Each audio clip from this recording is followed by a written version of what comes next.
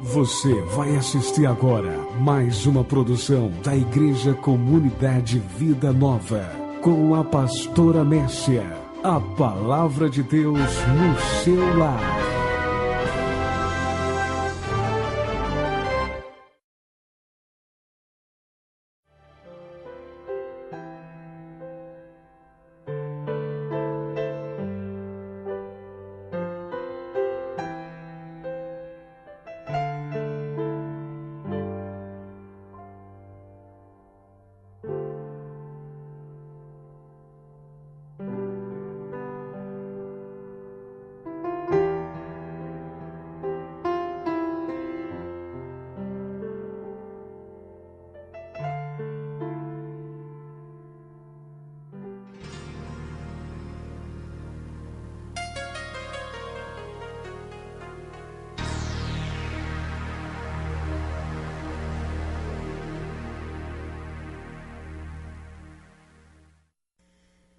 Vamos ler Josué capítulo 6. Ora, Jericó estava rigorosamente fechada por causa dos filhos de Israel.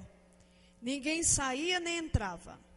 Então disse o Senhor a Josué: Olha, entreguei na tua mão Jericó, o seu rei e os seus valentes.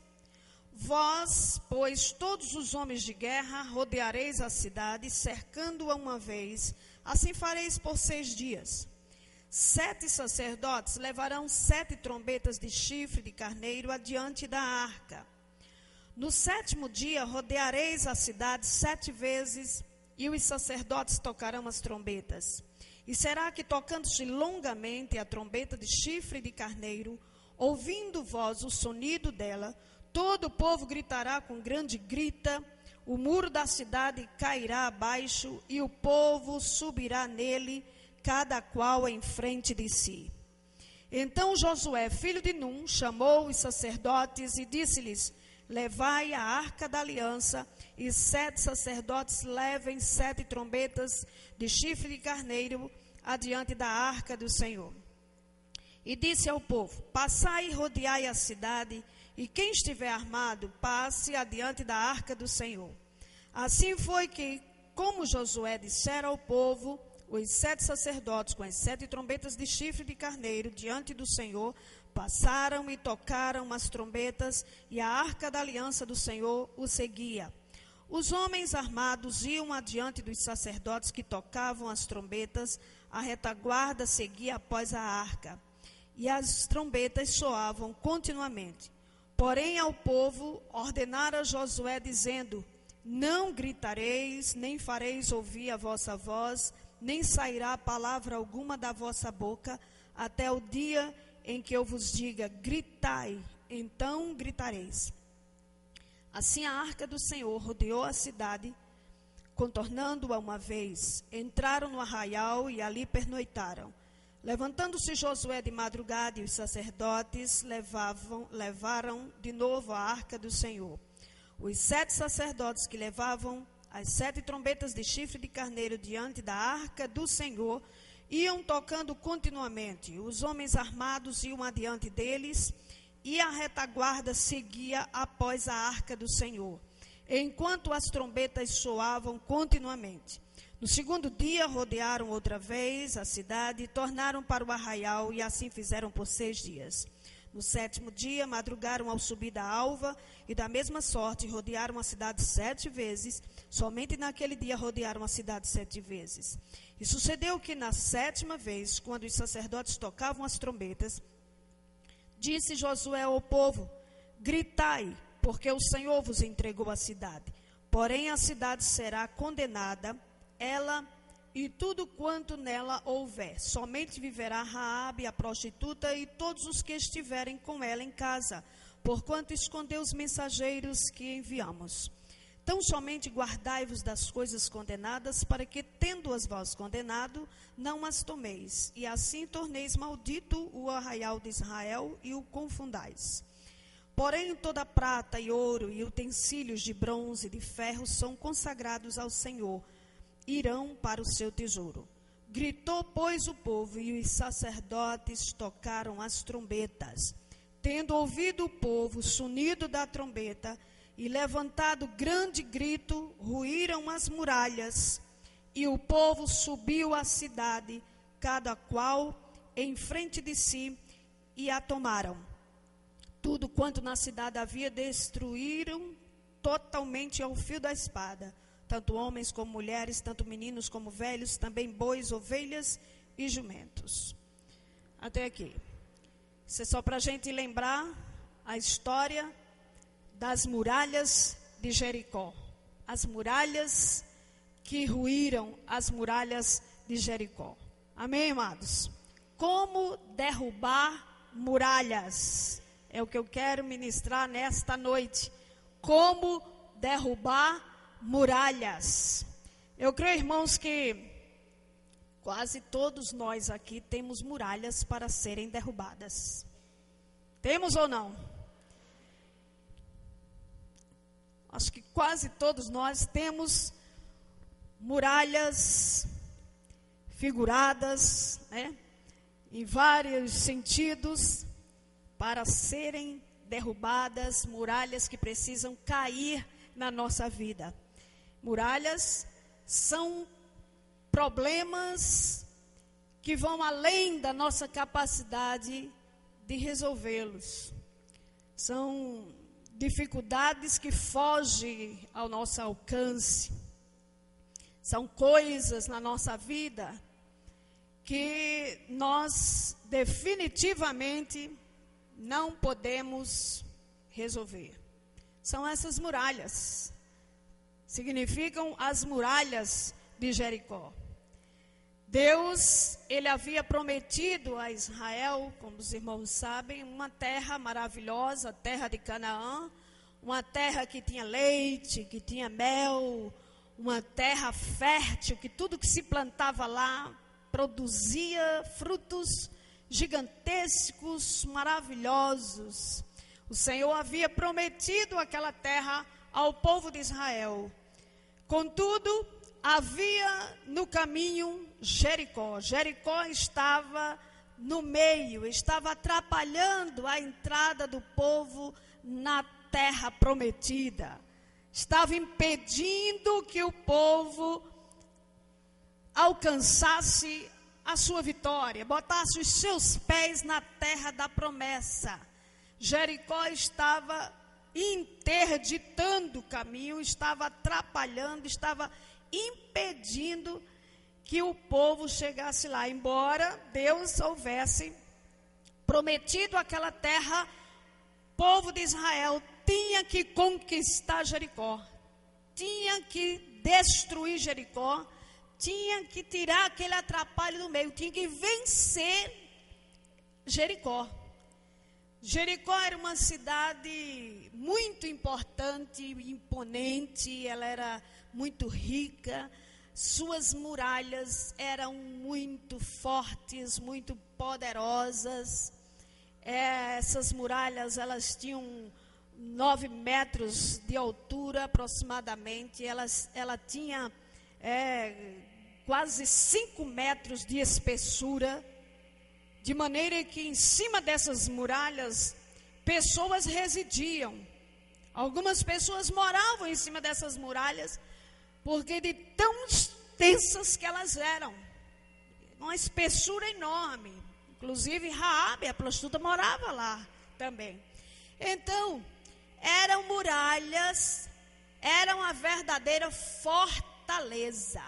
Uma cidade que tinha uma muralha como essa, só Jericó. Nenhuma outra cidade nesses dias aqui possuía uma fortaleza de segurança e de proteção contra os inimigos tão grande quanto Jericó.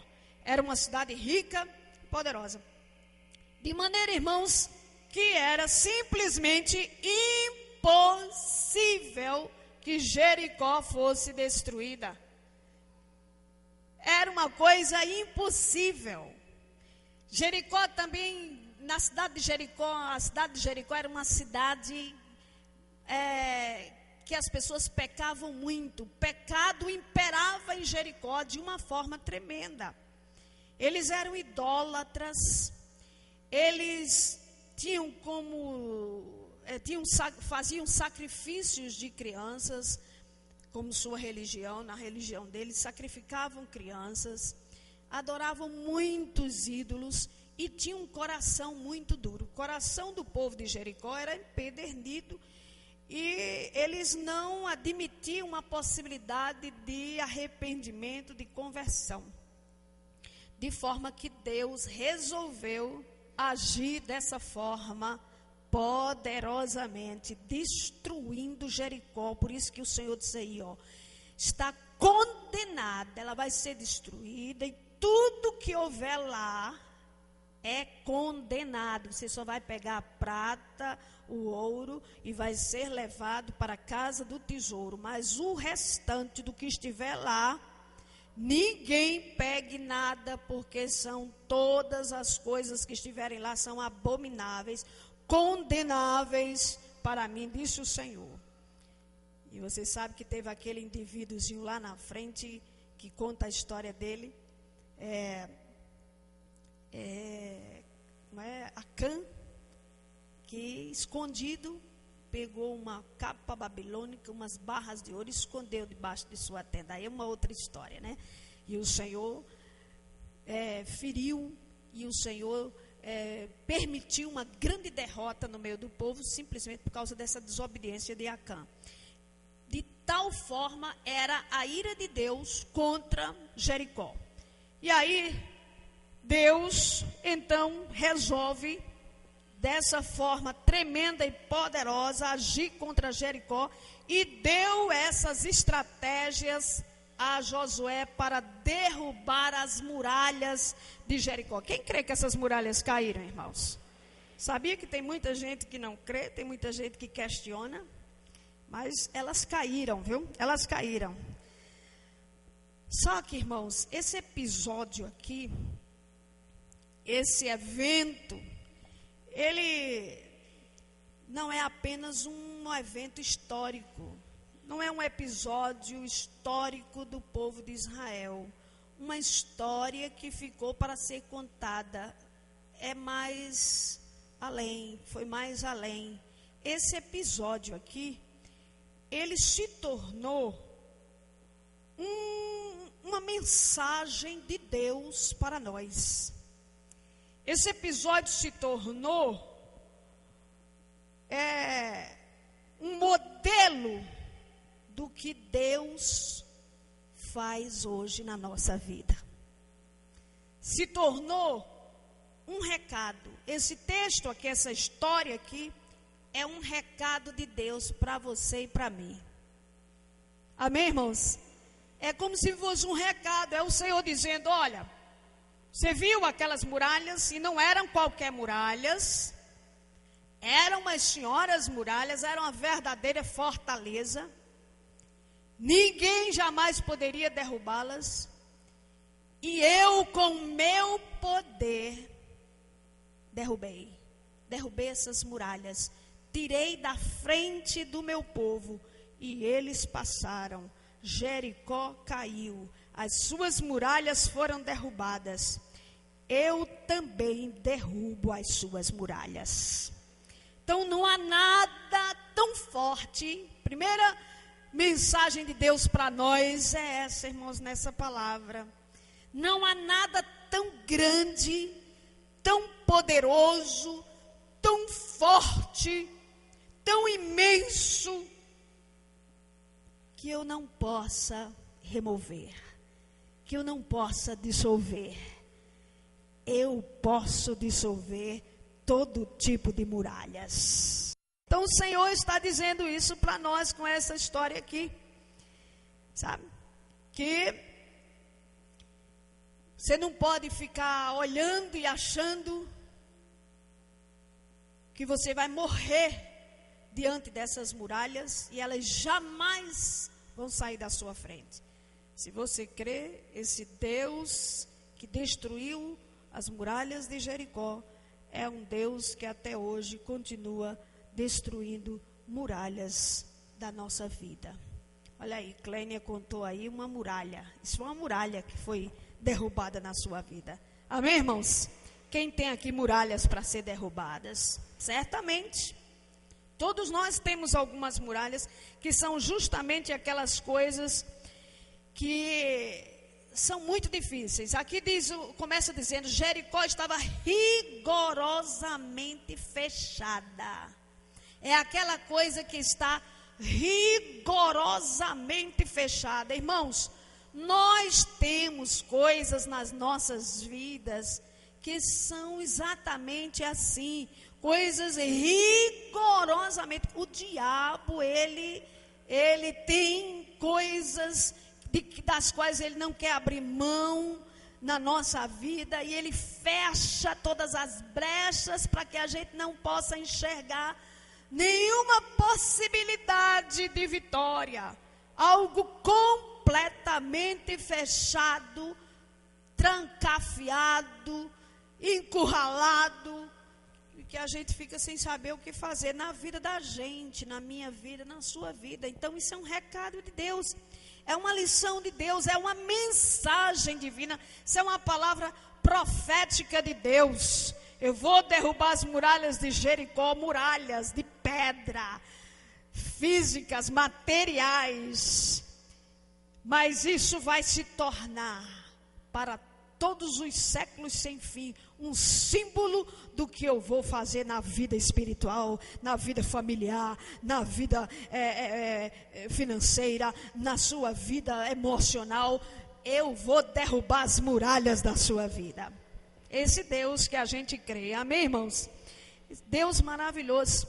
Então, querido, como derrubar essas muralhas? A gente precisa saber disso, porque essas estratégias aqui, essas coisas que a gente leu aqui, essa coisa toda, e não sei o que, e arrodeia, e 7 vezes, 7 trombetas, e essas coisas todas aqui, elas não vieram por acaso. Elas não estão aqui sem razão. Deus, Ele tem propósitos em tudo na vida. Tudo que foi determinado por Deus é porque Ele sabia, porque Ele tem propósitos. Nada foi à toa, nada foi sem razão, nada aconteceu por acaso. Então essas coisas aqui são ensinamentos de Deus para a vida da gente. Amém, irmãos? E aí você preste atenção, porque é isso que eu quero falar hoje aqui, estudando esse texto, mais uma vez. É um texto muito conhecido. É um texto que a gente sabe dessa história demais, mas a gente precisa prestar atenção em cada detalhe desses aqui, para a gente receber mensagem de Deus e a gente aprender com Deus. A Bíblia é um livro espiritual, é um livro cheio de figuras. Isso aqui são figuras, sabe? São figuras do que Deus exige de nós, quer para a nossa vida, do que Deus pode fazer conosco. São figuras e a gente precisa aprender. Então, vamos aprender algumas coisas de como a gente conseguir derrubar as muralhas da nossa vida. Como as muralhas da nossa família, da nossa vida pessoal, sabe? Muralhas da nossa vida espiritual, como elas podem ser derrubadas. À luz desse texto, vamos aprender algumas coisas. Primeira coisa, você não pode derrubar muralhas. Quem derruba é Deus. Diga, quem derruba as minhas muralhas é Deus. Diga para o seu irmão, quem derruba as tuas muralhas é Deus. E Deus deixou isso muito claro. Deixou isso muito claro quando Ele deu estratégias das pessoas só andarem. Ninguém tocou a mão, ninguém usou arma, ninguém usou picareta, ninguém usou explosivo, canhões, ninguém usou nada disso. Deus deixou claro, quem derruba as muralhas da nossa vida é Deus. Você não derruba. nós não derrubamos muralha nenhuma, esse tipo de muralhas, sabe, coisas impossíveis, difíceis, que vai além da nossa até imaginação.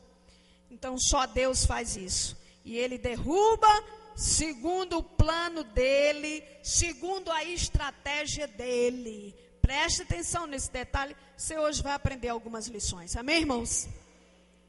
Deus derruba essas muralhas, derruba as muralhas da vida da gente, quem derruba é Ele, mas segundo o plano dEle, as estratégias dEle, e as estratégias estão aqui nessa história reveladas. Ele deu essas estratégias aqui, são ensinamentos para a nossa vida. Sabe o quê? Para as mulheres, essas muralhas caírem ou serem derrubadas, primeira coisa, é preciso você crer na promessa de Deus. Diga, eu preciso crer na promessa de Deus. Suas muralhas só serão derrubadas, Deus só derrubará as suas muralhas, se você confiar, tiver fé, crer na sua palavra, na sua promessa. Você vê aqui que o Senhor disse: entreguei na tua mão a Jericó, os seus reis e os seus valentes. Deus disse: eu já te entreguei a vitória. Mas a vitória não tinha chegado ainda na vida de Josué, mas ele creu na sua vitória, mesmo sem ela ter chegado. Isso é fé, amém, irmãos? E o crente vive pela fé, você vive pela fé. Então, se você quiser ver essas coisas grandiosas, imensuráveis na sua frente, difíceis, elas irem por terra, elas se dissolverem, elas caírem, elas desaparecerem da sua frente, creia na promessa do Senhor. O crente vive pela fé. E fé é o quê? Fé é a certeza das coisas que se esperam, a convicção de fatos que não se veem. Fé é isso. É você ter certeza de uma coisa que você não está vendo, mas você crê que ela existe. Você está esperando, ela não chegou ainda, mas você crê que ela vai chegar. Quem é que tem fé aqui? Tem tantas coisas que você quer e não viu ainda, não é, irmãos? Que você quer ter e não recebeu ainda. Então você crê que vai chegar em nome de Jesus. Vai acontecer. Quem crê nisso? Então, irmãos, nós somos crentes, e crente significa dizer pessoas que vivem crendo, que têm fé, Nós não vivemos pelas circunstâncias. O homem natural, o homem carnal, vive pelas circunstâncias, pelo que vai acontecendo, pelo que acontece, e ele enxerga, e ele apalpa, e ele vê, e ele toca. Então ele vai vivendo por isso, pelas circunstâncias. Nós não, independente das circunstâncias, nós cremos num Deus invisível, num Deus das coisas impossíveis, num Deus que traz à existência o que não existe. O nosso Deus traz à existência o que não existe. Quem crê nisso? Então isso é fé. Então a primeira coisa, aprenda isso, irmãos. Vocês, se quiser ver suas muralhas derrubadas, você tem que crer na promessa do Senhor. Amém, queridos? Daqui a pouco nós vamos orar pelas famílias. Vamos interceder pela sua família. Vamos orar pela sua família. Vamos orar pelos problemas da sua casa. Aí você vai orar, apresentando o caso lá da sua família. Um marido alcoólatra, um filho assim, uma filha assada. Aí você vai orar, enxergando aquele filho daquele jeito. Você tem que orar, crendo e vendo pela fé essa pessoa transformada. Isso é fé, amém, irmãos? Você tem que orar pelo problema, já crendo e vendo ele resolvido pela fé. Senão vai ficar só lamúria, vai ficar só choro, só lamentação, só murmuração, sabe? Mas uma oração pela fé é você dizendo, tá assim, Senhor, mas pela fé eu vejo transformado, eu vejo mudado, eu vejo problema resolvido. Isso é fé. E pare de reclamar, de murmurar, de linguagem derrotista, linguagem pessimista, negativa, pessoas que ficam, isso não é para mim, Senhor, todo mundo tem, eu não tenho, todo mundo consegue, eu não consigo. Tem gente que é assim o tempo todo, meu Deus, por que, Senhor, eu sou um pobrezinho, eu sou um coitadinho, eu não mereço, são linguagens derrotistas. Acaba com isso, irmão. Tenha fé. Tenha fé.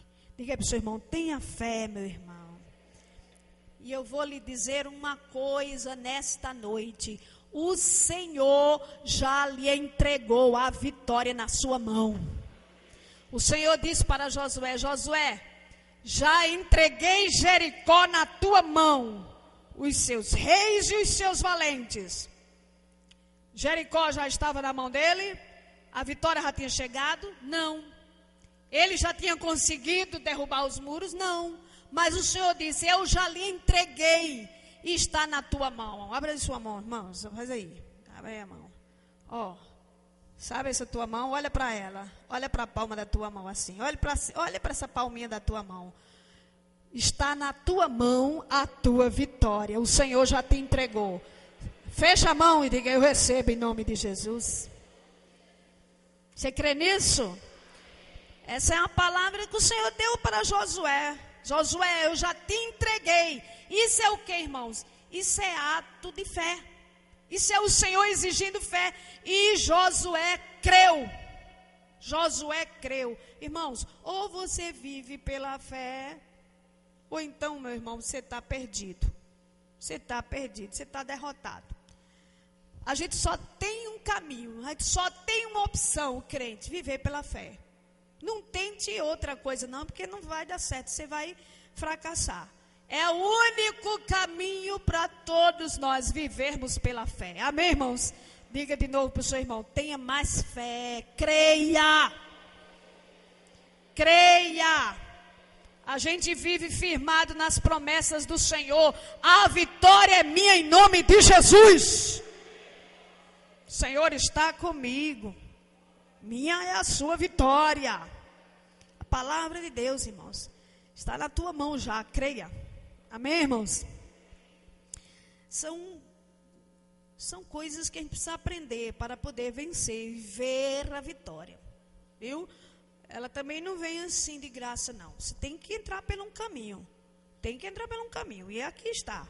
Segunda coisa, as muralhas só serão derrubadas se tivermos dispostos a seguir as instruções de Deus. Essas muralhas só serão derrubadas se você, meu irmão, minha irmã, tiver disposto a seguir as ordens de Deus, as instruções de Deus. Você sabe que Deus dá ordens, continua dando instruções, para tudo o Senhor nos dá instrução. Então, aí acontece. E aqui a gente está vendo quais foram as ordens do Senhor aqui para Josué. Então Deus deu a estratégia a Josué e Josué não questionou, só obedeceu. Josué não perguntou, Josué não se esquivou, Josué obedeceu.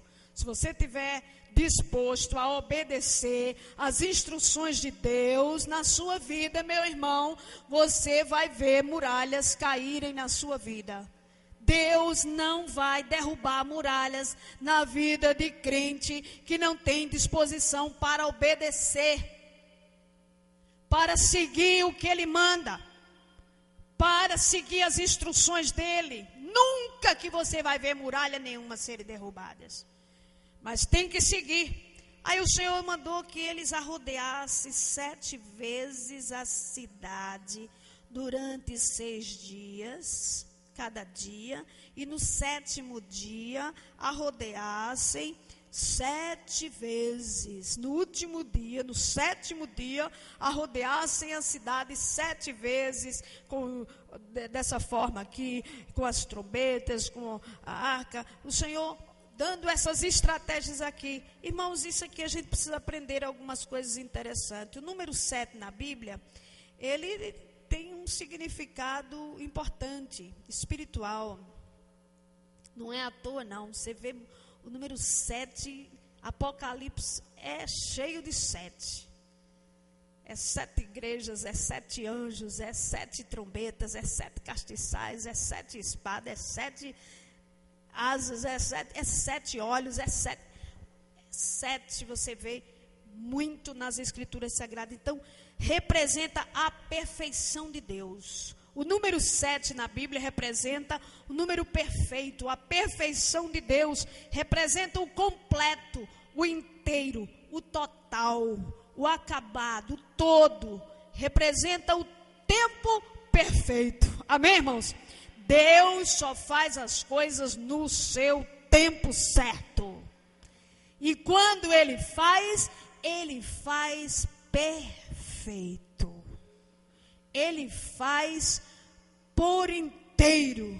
Ele faz absoluto. Ele faz completo. Quem crê nisso?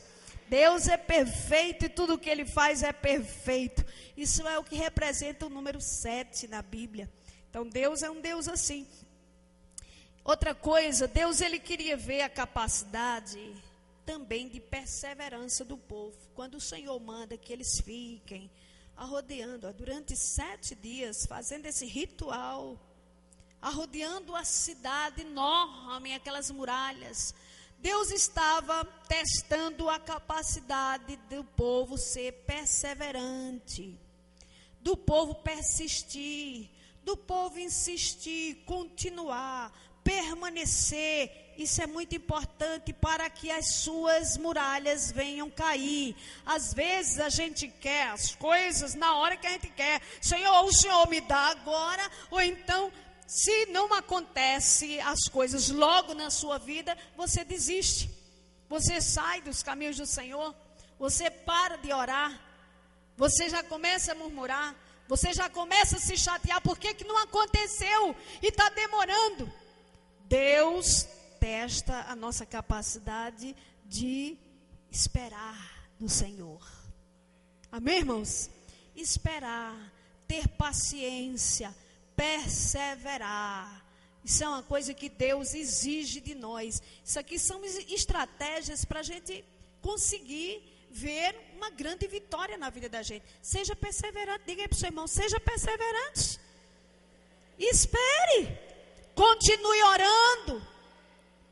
Persista na oração. Fica na presença do Senhor. As coisas não acontecem na hora que você quer, não. Não é quando a gente quer, não. Então eles tinham que ir o primeiro dia, o segundo dia, o terceiro dia, o quarto dia, o quinto dia, o sexto dia, o sétimo. Isso cansa. Isso chega uma hora que a gente diz assim, e aí eu não aguento mais, já estou cansado. Já orei tanto, já pedi tanto, já jejuei tanto, já trabalhei tanto, já ofertei tanto, já fiz tanto, e cadê? Cadê? Ó Senhor, cadê? Calma, Deus está testando você. Espere mais, diga para o seu irmão, espere mais um pouco, espere. Viu? Deus testa a sua capacidade de constância. Você tem que ser permanente, permanecer até ver a sua bênção. Você pensa que foi fácil para eles? Fazer um negócio desse parecia coisa de louco, parecia coisa de doido, ficar rodeando umas muralhas, uma verdadeira fortaleza. Parecia negócio de doido, mas eles ficaram ali, assim como Deus mandou. Foram estratégias. Com isso a gente aprende, irmãos, que na vida da gente, aqui, agora, sem ver muralhas materiais, físicas, mas a gente sabe que a gente tem coisas muito maiores, no sentido espiritual, que precisamos vencer. Precisamos ser perseverantes. entrar nessa batalha também de busca de Deus, de ser fiel a Deus, de ser obediente, de seguir as suas estratégias, de permanecer, ter paciência, saber esperar. O 7 fala disso. Essas vezes que o Senhor mandou eles a rodearem, significa essas coisas. Amém, irmãos? Outra coisa, Deus queria que eles vissem também, eu observo assim, que Deus queria que eles observassem, essas vezes que eles estavam rodeando as muralhas, Deus queria que eles olhassem bem para aquelas muralhas, olhassem, vissem, e não tivessem dúvida nenhuma que somente o poder de Deus é que podia derrubar. Para que quando caíssem, eles não viessem dizer, isso foi porque estavam rachadas, estavam já velhas, estavam já lachadas, isso porque aconteceu não sei o quê. Aí Deus disse, eu quero que vocês olhem muito bem, direitinho, para vocês não terem no final nenhuma dúvida de que somente o meu poder que fez isso. E a glória vocês têm que dar todinha para mim. Amém, irmãos? Para depois você não achar que foi pessoas que te ajudaram. Cuidado, porque às vezes o negócio é tão difícil e depois que Deus opera o milagre, e a gente costuma atribuir o milagre a pessoas, a situações, a coisas assim. Aí por isso que Deus permite mesmo que a coisa às vezes fique pior, fique mais complicada ainda, cada vez, para que no final o nome dele seja glorificado.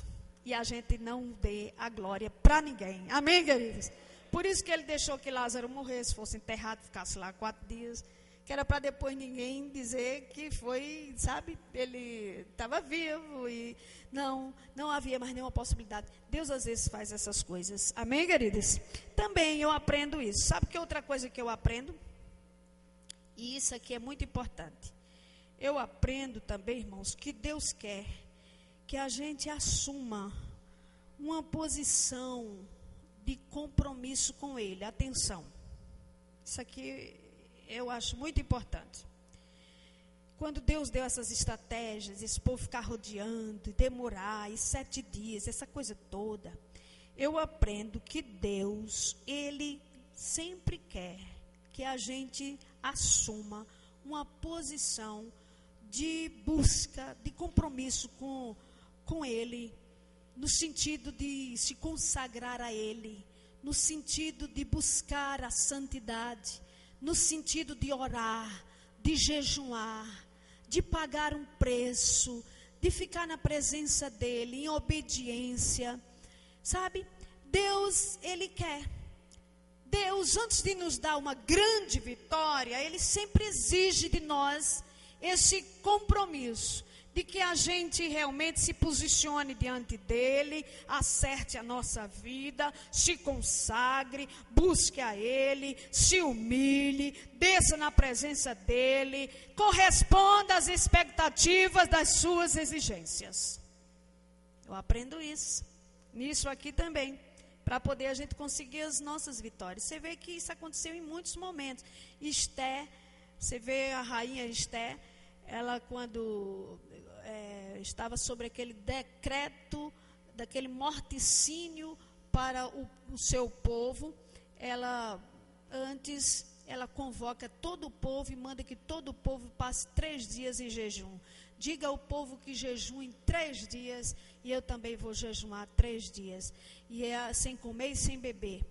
É um momento assim, antes da vitória, para se voltar para Deus, assumindo uma postura de santidade, de responsabilidade, de compromisso diante de Deus, para receber as bênçãos de Deus. O povo quer receber as bênçãos de Deus assim, de todo jeito, cheio de toda porcaria, de toda imundícia, de todo o pecado, cheio de negligência, de irresponsabilidade, e quer que Deus abençoe assim a passe de mágica. Não, as vitórias de Deus vêm, mas antes Ele chama você para uma responsabilidade, para um compromisso. Amém, amados? Precisa aprender. Deus não faz nada por meio de mágica, não. Deus não é mágico, não. A Bíblia não tem nada de magia, não. Então eu aprendo isso aqui. Você vê Neemias também, Neemias na reconstrução dos muros de Jerusalém, ele jejuou e orou durante uma semana, passou orando e jejuando para poder chegar diante do rei e clamar e pedir, né, o favor do rei para poder ir para Jerusalém reconstruir os muros. Quer dizer, teve esse momento antes. Daniel, para receber a revelação do futuro, ele ficou 21 dias em jejum e oração, 3 vezes 7. Ficou na presença do Senhor, em jejum e oração, 21 dias, para poder receber a maior, é o profeta que recebeu a maior revelação de todos os tempos, Daniel. O que Daniel recebeu, o que ele viu e o que Deus falou com ele, nem se cumpriu ainda. É escatologia, é o que ainda vai acontecer. Está tudo na profecia de Daniel. Quer dizer, é uma revelação tremenda. Aí Deus vai dar uma coisa tão preciosa, um tesouro tão grande, uma confiança, um voto de confiança tão tremendo de graça assim. Não, exige-se, Deus exige de nós. Os irmãos estão entendendo o que eu estou falando? Deus exige, eu aprendo isso, sabe? Eu fiquei meditando nessa palavra e pensando nisso. Você vê aquela história da viúva e Eliseu, a viúva do azeite. Ela chega lá, para o milagre dela acontecer, Eliseu lhe deu estratégias também, não foi? Deu estratégias. Ele não tocou na mulher e o milagre aconteceu. Ele disse, você vai. Você pede emprestadas vasilhas, pega teus filhos, entra dentro de casa, depois pega o teu azeite. O que é que você tem? Tem um azeite, então pega o que tu tens, vai botando nas panelas. Foram estratégias. O que é isso? Isso não é à toa, não. Irmãos, então tem que haver obediência, tem que haver submissão, tem que haver fé para fazer isso. Tem que haver um quebrantamento no coração, uma humildade, sabe, para poder ir fazer o que se é mandado fazer. Deus nos testa. Deus nos testa. Isso acontece, irmãos, com a vida da gente agora, hoje. Deus também faz isso com a gente. Vem, meu filho. Chegue-se a mim, se consagre, busque, conserte a tua vida, põe as coisas em ordem, assume uma postura que me agrade, para poder a vitória vir. Tem coisas assim. Primeiro milagre de Jesus, transformação da água em vinho. Houve estratégias? Houve também. Aquelas estratégias, vai, pega lá, chama os serventes e pega as metretas e enche de água, leva para...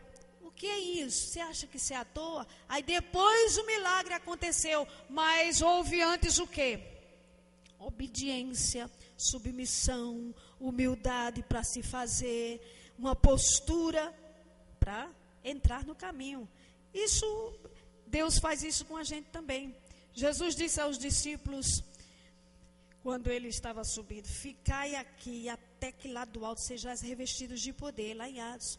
E aí, eles ficaram 10 dias confinados num lugar, orando, todos juntos orando. No final, veio o Espírito Santo sobre eles, eles foram cheios. Mas o Senhor exigiu antes uma consagração, uma busca. Os irmãos estão entendendo, irmãos? Então, isso é o que eu quero que você aprenda hoje, sabe?